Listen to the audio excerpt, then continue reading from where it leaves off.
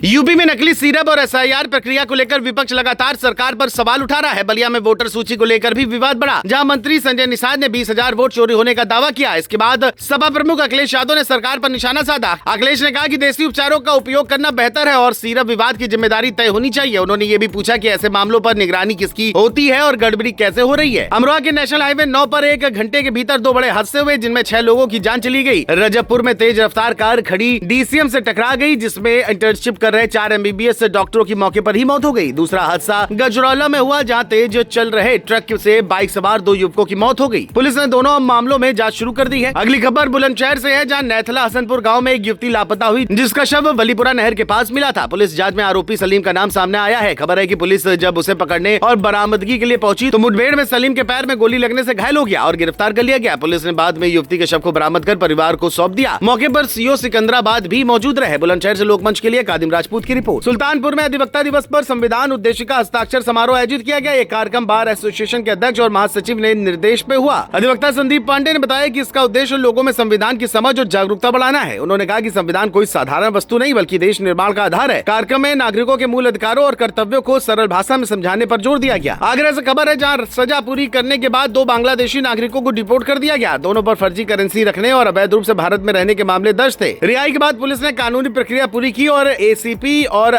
LIU team की निगरानी में उसे कोलकाता भेजकर बांग्लादेश रवाना किया गया। ये दोनों 2022 में गिरफ्तारी के दौरान विदेशी नोट और नकली सऊदी करेंसी के साथ पकड़े गए थे। पुलिस का कहना है कि विदेशी नागरिकों पर निगरानी आगे भी जारी रहेगी। आगरा से लोकमंच के लिए रविंद्र सेजवार की रिपोर्ट। कुशीनगर के कप्तानगंज नगर में बनी जनता मार्केट में मामूली बात पर कुछ लोगों ने एक व्यक्ति पर हमला कर दिया। आरोप की तेज हॉर्न न बजाने की बात कहने पर हमलावरों ने पिस्टल के पिछले हिस्से से उसके सिर पर वार कर दिया, जिससे गंभीर रूप से घायल हो गया। उसे तुरंत अस्पताल ले जाया गया। घटना पुलिस चौकी से करीब 300 मीटर दूरी पर हुई। हमलावर मौके से भाग निकले। पुलिस मामले की जांच कर रही है। गोंडा मंडल कारागार में बंद मनोज कुमार नामक बंदी की मौत के बाद हंगामा हो गया। खबर है कि वो पिछले 9 महीने से हत्या के एक मामले में जेल में था। तबियत बिगड़ने पर उसे जेल अस्पताल ले जाया गया, फिर गोंडा मेडिकल कॉलेज रेफर किया गया, जहां डॉक्टर ने उसे मृत घोषित कर दिया। जेल अधीक्षक ने शुरुआती वजह हार्ट अटैक बताई है। परिजनों ने मौत पर सवाल उठाते हुए निष्पक्ष जांच की मांग की है। शव को पोस्टमार्टम के लिए भेज दिया गया है। गोंडा से लोकमंच के लिए तुफैल खान की रिपोर्ट। चंदौली से खबर है, जहां DDU स्टेशन पर चेकिंग दौरान RPF ने एक संदिग्ध युवक को पकड़कर उसके पास से 35,33,000 रुपए बरामद किए। युवक इस कैश के बारे में कोई दस्तावेज नहीं दिखा सका। उसकी पहचान मऊ निवासी रत्नेश वर्मा के रूप में हुई। बताया जा रहा है कि वो प्रयागराज से वाराणसी पैसा ले जा रहा था। मामला हवाले से जुड़ा होने की आशंका पर RPF ने आयकर विभाग को तुरंत सूचना दी और आगे की जांच शुरू कर दी। चंदौली से लोकमंच के लिए सुजीत कुमार की रिपोर्ट। बांदा के सीधन कला गांव में देर रात मोरम खदान जा रहे ट्रक ड्राइवर पर कुछ नशे में धुत लोगों ने हमला कर दिया। आरोप है कि लोगों ने ट्रक के सामने आकर गाली गलौज की और मारपीट शुरू कर दी। ड्राइवर ट्रक से उतरकर भागा और 112 नंबर पर सूचना दी। पुलिस मौके पर पहुंची और मामले की जांच शुरू कर दी। ड्राइवर का कहना है कि ट्रक में नुकसान भी किया गया। ASP ने कार्रवाई का आश्वासन दिया है। बांदा से लोकमंच के लिए साकेत अवस्थी की रिपोर्ट। कासगंज के तीर्थ स्थल सोरो में नागा साधुओं की परंपरागत शाही शोभा यात्रा भव्य रूप से निकाली गई। 60 साल से चली आ रही ये परंपरा इस बार भी आकर्षण का केंद्र रही। 13 अखाड़ों के साधु झांकियों, ध्वज और बैंड बाजों के साथ आगे बढ़े। रास्ते भर लोगों ने पुष्प वर्षा की। साधुओं ने योग और परंपरागत कौशल भी दिखाए। हरि की पौड़ी पहुंचकर सभी ने गंगा स्नान किया। कुछ साधुओं ने व्यवस्थाओं की कमी पर नाराजगी भी जताई। कासगंज से लोकमंच के लिए जुम्मन कुरैशी की रिपोर्ट।